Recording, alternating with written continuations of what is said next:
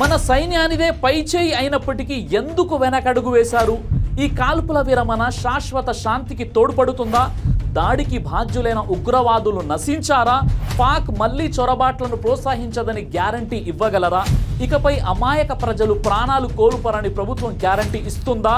పహల్గామ్ ఘటన పునరావృతం కాకుండా నిరోధించగలరా? అసలు ఏం సాధించామని యుద్ధం ఆపారు?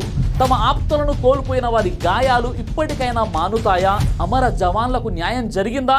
టూరిజం సురక్షితమేనా?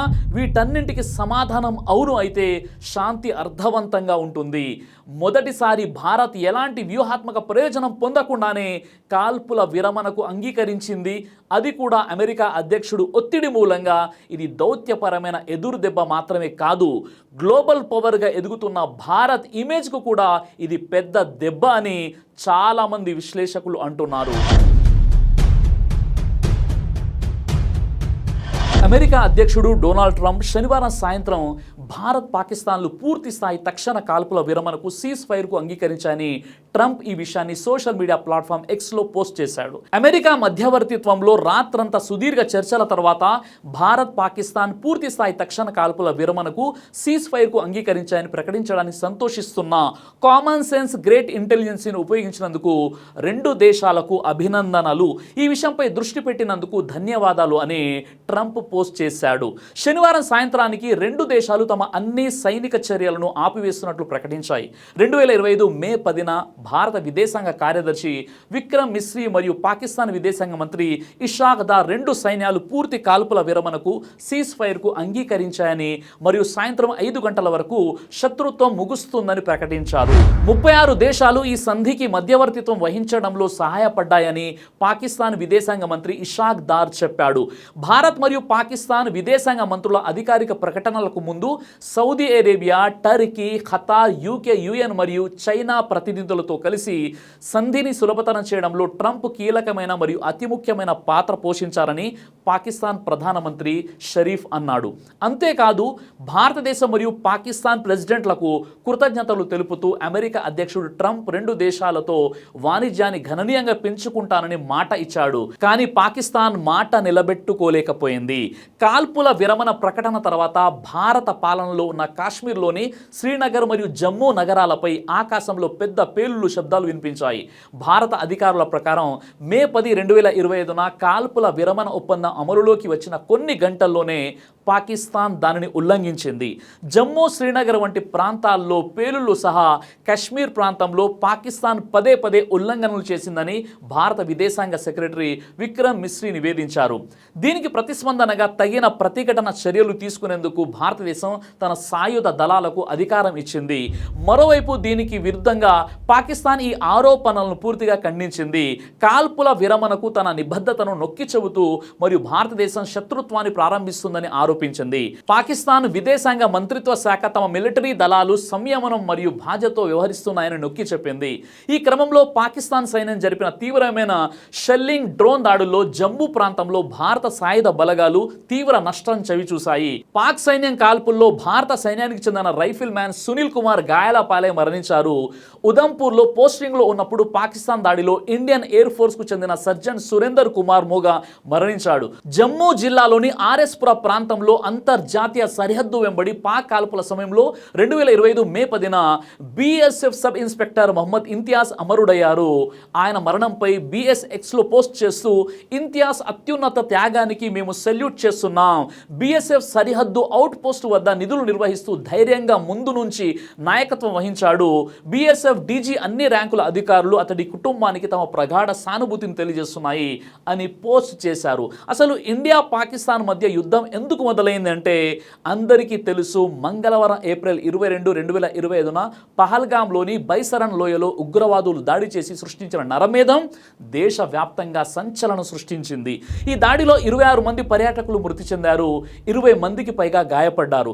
దీనికి ప్రతీకారంగా భారత ప్రభుత్వం మే 7, 2025న ఆపరేషన్ సింధును ప్రారంభించింది. జైషే మహమ్మద్ మరియు లష్కరే తోయిబా వంటి ఉగ్రవాద గ్రూపులతో సంబంధం ఉన్నట్లు భావిస్తున్న పాకిస్తాన్ పాకిస్తాన్ మరియు పాకిస్తాన్ పాలిత కశ్మీర్లోని 9 ప్రదేశాలను లక్ష్యంగా చేసుకుని వైమానిక దాడులు నిర్వహించింది. ఆపరేషన్ సింధూర్ పేరుతో అర్ధరాత్రి 1:44 పాకిస్తాన్ ఉగ్ర స్థావరాలపై మెరుపు దాడులు చేసింది. Indian army, air force, navy బలగాలు కలిసి ఈ దాడిని నిర్వహించాయి. క్షిపణులతో లక్ష్యాలపై విరుచుకుపడ్డాయి. పాక్ ఆక్రమిత కశ్మీర్తో పాటు పాకిస్తాన్లోని ఉగ్ర మౌలిక సదుపాయాలను ధ్వంసం చేశాయి. మరోవైపు భారత్ దాడులను పాకిస్తాన్ సైన్యం ధృవీకరించింది. Pakistan DG ISPR lieutenant general Ahmed Sharif Chaudhry స్పందిస్తూ పాకిస్తాన్లోని కొట్లీ, మురెడ్కే, బహవాల్పూర్, ముజఫరాబాద్ ప్రాంతాల్లో ఈ దాడులు జరిగినట్లు తెలిపారు. ఈ దాడుల్లో 3 చనిపోయారు, 12 మందికి గాయాలైనట్లు పాక్ ఆర్మీ చెప్పింది. సమయం చూసుకొని బదులుగా స్పందిస్తామని పేర్కొన్నారు. భారత్ తాత్కాలిక ఆనందాన్ని శాశ్వత దుఃఖంతో భర్తీ చేస్తామని అన్నారు. అర్ధరాత్రి 1:28 మొదలైన ఆపరేషన్ సింధూర్ 1:51 ఆపరేషన్ ముగిశాక న్యాయం జరిగింది, జై హింద్ అంటూ ఆర్మీ ఎక్స్ అకౌంట్లో ట్వీట్ రావడం జరిగింది. అంటే 25 నిమిషాలు 24 మిజైళ్లతో పాకిస్తాన్లోని ఉగ్ర స్థావరాలపై దాడి చేసింది భారత సైన్యం. పక్కా ఇంటెలిజెన్స్ సమాచారంతో పాకిస్తాన్లోని 9 టెర్రర్ క్యాంపుల వైపు దూసుకెళ్లాయి. పక్కా ప్లానింగ్తో టెర్రర్ క్యాంపులపై బాంబులు వేశాయి. ఇదంతా మెరుపు వేగంతో జరిగిపోయింది. పాకిస్తాన్ సైన్యం గుర్తించి ప్రతిస్పందించేలోగా ఐఏఎఫ్ ఫైటర్ జెట్స్ తిరిగి వచ్చేశాయి. అత్యాధునిక సాంకేతిక సహాయంతో గురు చూసి వదిలిన మిజైల్స్ టెర్రర్ క్యాంపులను పేల్చేశాయి. భారత రక్షణ మంత్రి రాజ్నాథ్ సింగ్ పాకిస్తాన్ మరియు పాకిస్తాన్ ఆక్రమిత కాశ్మీర్లోని ఉగ్రవాద మౌలిక సదుపాయాలను లక్ష్యంగా చేసుకుని జరిపిన దాడుల్లో సుమారు 100 మంది ఉగ్రవాదులు మరణించారని ఆయన చెప్పారు. ఇండియన్ ఆర్మీ దాడులు చేసిన కాసేపటికే సోషల్ మీడియాలో వీడియోలు ప్రత్యక్షమయ్యాయి. పాకిస్తాన్ పౌరులు ఈ దాడులను తమ ఫోన్లలో రికార్డు చేసి ట్విట్టర్లో పోస్ట్ చేశారు. ఈ ఆపరేషన్లో బ్రహ్మోస్ క్రూయిజ్ క్షిపణులతో పాటు భారత సైన్యం యొక్క ఇండో ఇజ్రాయిల్ స్కై స్ట్రైకర్ కూడా ఉపయోగించినట్లు రిపోర్ట్ చెబుతున్నాయి.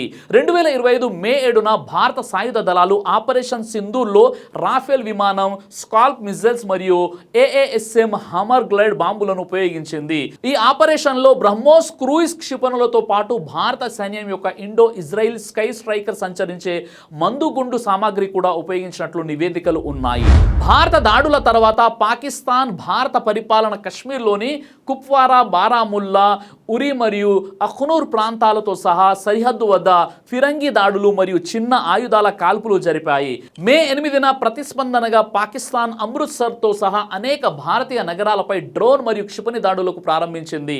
మరియు భారతదేశం సుదర్శన్ చక్ర అని పిలువబడే S-400 క్షిపణి వ్యవస్థ ద్వారా ఈ దాడులను అడ్డుకుందని భారత అధికారులు చెప్పారు. దీనికి ప్రతిస్పందనగా భారత సాయుధ దళాలు శత్రు వాయు రక్షణ వ్యవస్థల అణచివేత ఆపరేషన్లు నిర్వహించి లాహోర్లో వైమానిక రక్షణ వ్యవస్థలను తటస్థీకరించినట్లు ప్రకటించాయి. పాకిస్తాన్ అధికారుల ప్రకారం అనేక భారతీయ డ్రోన్లు పాకిస్తాన్ గగనతలంలోకి పంపారు. అందులో 12 డ్రోన్లను కూల్చివేసినట్లు తెలిపారు. ఈ డ్రోన్లను కరాచీ మరియు లాహోర్ నగరాలతో సహా 9 వేర్వేరు ప్రదేశాల్లోకి పంపారు. ఇంకా కుప్వారా జిల్లాలోని నియంత్రణ రేఖ LOC వెంబడి పాకిస్తాన్ దళాలు గురువారం మే 8న వరుసగా 2వ రోజు కూడా కాల్పులు జరిపాయి. దీంతో సరిహద్దు గ్రామాల ప్రజలు ప్రాణాలు అరిచేతులు పెట్టుకొని సేఫ్ జోన్లకు వెళ్ళిపోయారు. ప్రాణ భయంతో జమ్మూ కాశ్మీర్ సరిహద్దు గ్రామాల ప్రజలు వణికిపోయారు. ఈ పిరిగిపంద చర్యలతో పూంచ్ నుంచి జనం వెళ్లిపోయే ప్రయత్నాలు చేశారు. ఆపరేషన్ సింధూర్ పేరుతో కేవలం ఉగ్ర స్థావరాలే లక్ష్యంగా భారత్ దాడులు చేసింది. చెప్పి మరీ పంజా విసిరింది. అక్కడి పౌరులకు ప్రాణ నష్టం జరగకుండా అన్ని జాగ్రత్తలు తీసుకుంది. కానీ పాక్ ఆర్మీ మాత్రం దొంగ దెబ్బ తీస్తూనే ఉంది. సరిహద్దు ప్రాంతాల్లో కాల్పుల విరమణ ఒప్పందాన్ని పదే ఉల్లంఘిస్తూ ఫైరింగ్ చేస్తోంది. కొద్ది రోజులుగా ప్రశాంతంగానే ఉన్నామని, పహల్గాం ఉగ్రదాడి తర్వాత కాల్పుల శబ్దాలు మళ్లీ మొదలయ్యాయని స్థానికులు ఆవేదన వ్యక్తం చేస్తున్నారు. యుద్ధ వాతావరణంతో చాలా గ్రామాల్లో ముందుగానే గోధుమ పంటలు కోసిన పరిస్థితి. ఇక వేర్వేరు రాష్ట్రాల నుంచి బతుకుదేరు కోసం అక్కడికి వెళ్లిన కూలీల పరిస్థితి మాత్రం చాలా దయానీయంగా మారిపోయింది. కాల్పుల శబ్దాలతో ఉలిక్కి పడుతూ ఇక్కడ ఉండలేమంటూ వేరే ప్రాంతాలకు వెళ్ళిపోతున్నారు. ఆపరేషన్ సింధూర్తో దిక్కుతోచని పాక్ బలగాలు పూంచ్, తంగ్దర్ సెక్టార్ల దగ్గర సాధారణ పౌరుల నివాసాల లక్ష్యంగా కాల్పులకి పాల్పడుతున్నాయి. అలాగే LOC వెంట ఫైరింగ్ చేస్తుండటంతో చాలా మంది గాయాలతో ఆసుపత్రుల్లో చేరుతున్న పరిస్థితి కనిపిస్తుంది. ఈ కాల్పుల్లో పాకిస్తాన్తో పోరాడుతున్నప్పుడు ఒక భారతీయ సైనికుడు అమరవీరుడయ్యాడు. భారత సైన్యం 16 కార్ప్స్ అధికారి ఎక్స్ ఖాతా బుధవారం రాత్రి ధృవీకరించింది.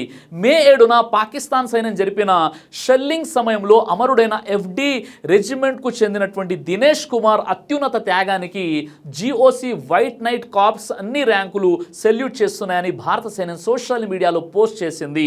పూంచ్ సెక్టార్లో అమాయక పౌరులపై జరిగిన దాడుల బాధితులందరికీ సంఘీభావం తెలియజేసింది భారత ఆర్మీ. ఆపరేషన్ సింధూర్తో పెద్ద సంఖ్యలో ఉగ్రవాదులు హతమయ్యారు. ఇది తట్టుకోలేక జీర్ణించుకోలేక పాక్ సైనికులు సామాన్యులపై దాడులు చేస్తున్నారు. వరుస ఘటనలపై భారత బలగాలు తీవ్రంగా స్పందించాయి. దుర్మార్గమైన చర్యలకు త్వరలోనే గట్టిగా బదులిస్తామని పాక్ సైన్యాన్ని హెచ్చరించాయి. ఈ క్రమంలోనే సాధారణ భారతీయ పౌరులను లక్ష్యంగా చేసుకుంది. బుధవారం పాకిస్తాన్ దళాలు ఎల్ఓసి వెంబడి డజన్ల కొద్ది గ్రామాలపై ఫిరంగి మోటార్ షెల్స్తో కాల్పులు జరిపారు. అయితే ఎల్ఓసి వద్ద పాకిస్తాన్ కాల్పులకు భారత సైన్యం తగిన సమాధానం ఇచ్చింది. ప్రతీకారంగా సైన్యం అనేక శత్రు స్థావరాలను ధ్వంసం చేసింది. పాకిస్తాన్ విచక్షణ రహితంగా జరిపిన కాల్పులు సరిహద్దు నివాసితుల్లో భయాందోళనకు కారణమయ్యాయి. స్థానికులు బంకర్లలో ఆశ్రయం పొందవలసి వచ్చింది. వారి గ్రామాల లోపల వెలుపల సురక్షితమైన ప్రదేశాలకు వెళ్ళవలసి వచ్చింది.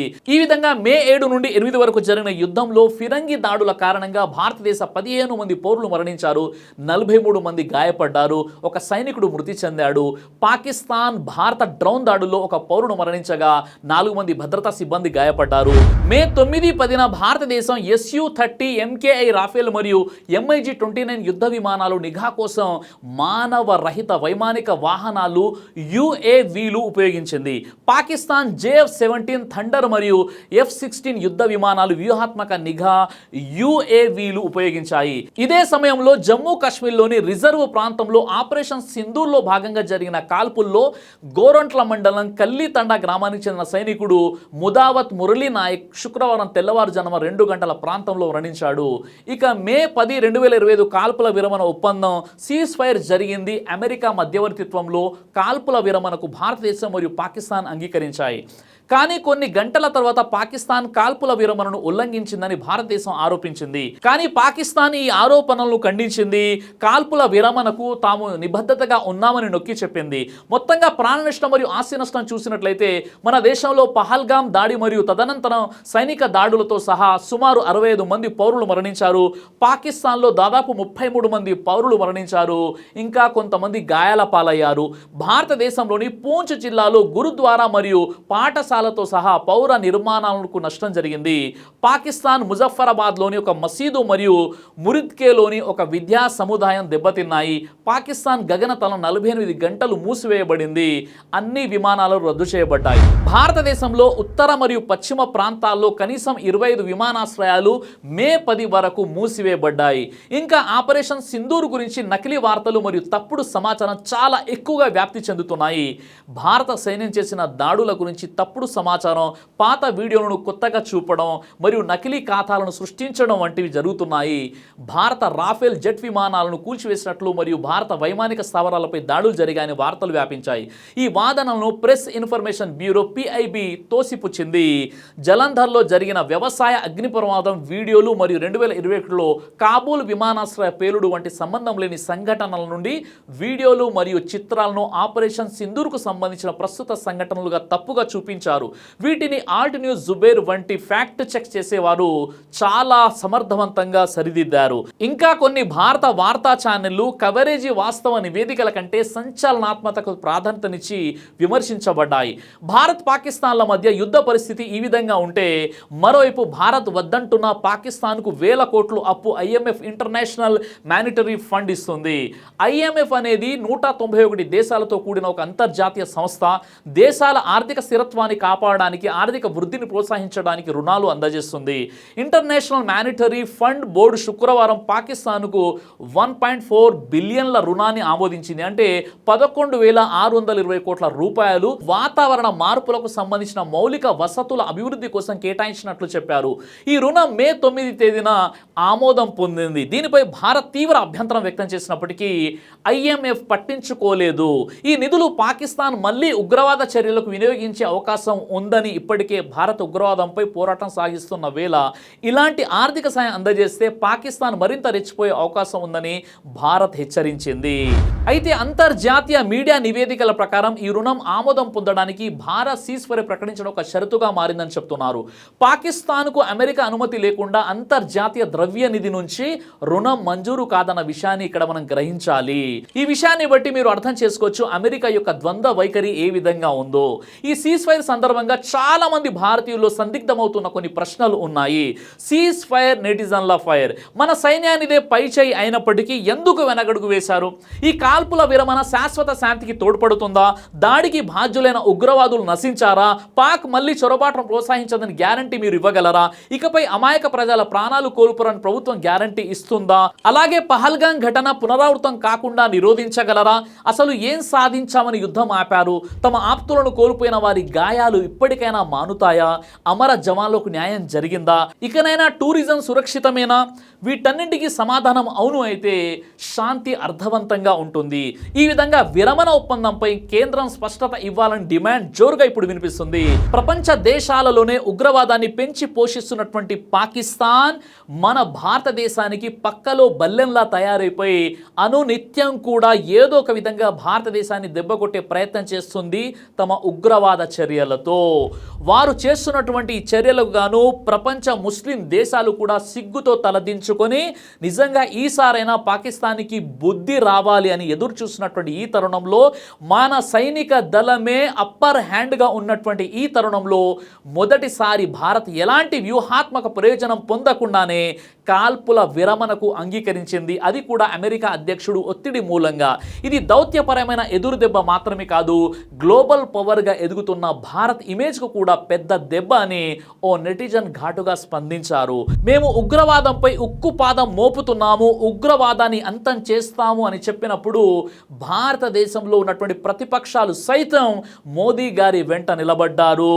ఇకనైనా ఉగ్రవాదం నశిస్తుందని ఎన్నో ముస్లిం దేశాలు కూడా సంతోషపడి ఏ విధంగానైనా పాకిస్తాన్కి బుద్ధి రావాలని అందరూ ఎదురు చూశారు. ఇలాంటి తరుణంలో ఒకేసారి సీజ్ ఫైర్ జరిగిపోవడం, ఇక ఉగ్రవాదం ఇప్పుడైనా నశిస్తుందా అనేటటువంటి ప్రశ్నలు ఇప్పుడు తలెత్తుతున్నాయి. ఈ విషయంలో మీ అభిప్రాయం ఏంటి? ఖచ్చితంగా కామెంట్ ద్వారా తెలియజేయండి. జై హింద్. దైవ ప్రవక్త ముహమ్మద్ సల్లల్లాహు అలైహి వసల్లం వారు తెలియజేశారు, కడుపుకు సంబంధించినటువంటి అన్ని రకాల వ్యాధులకు అద్భుతమైనటువంటి ఔషధం తల్బీనా. ఇది దైవ ప్రవక్త వారి సున్నత్. మంచి ఆహారం, ఇమ్యూనిటీ బూస్టర్, ఇందులో షిఫా ఉంది. ఇది మంచి ఔషధంగా కూడా పనిచేస్తుంది కాబట్టి పిల్లలు అయినా పెద్దలు అయినా ఎవరైనా దీనిని ఉపయోగించవచ్చు. అలాగే ఖురాన్లో దైవం తెలియజేశాడు, తేనెలో మీకు స్వస్థత ఉంది అని. కాబట్టి స్వచ్ఛమైనటువంటి ఫారెస్ట్ హనీ కోసం మీరు సంప్రదించండి. అలాగే పురుషుల కోసం ప్రత్యేకంగా తయారు చేయబడినటువంటి షాహీ హల్వా, ఇది లైంగిక సమస్యలను దూరం చేసి శృంగార సామర్థ్యాన్ని పెంచుతుంది. మీ దాంపత్య జీవితంలో మంచి అనుభూతినిస్తుంది. ఇందులో ఎలాంటి సైడ్ ఎఫెక్ట్స్ లేవు. ఇది కంప్లీట్గా హెర్బల్ ప్రొడక్ట్స్తో తయారు చేయబడినటువంటిది. కాబట్టి స్క్రీన్పై కనిపిస్తున్నటువంటి ఈ నెంబర్స్కి కాల్ చేసి మీరు ఇప్పుడే ఈ ప్రొడక్ట్స్ని ఆర్డర్ చేసుకోవచ్చు. కొరియర్ ఫెసిలిటీ కూడా ఉంది. ఆలస్యం ఎందుకు, వెంటనే ఆర్డర్ చేయండి.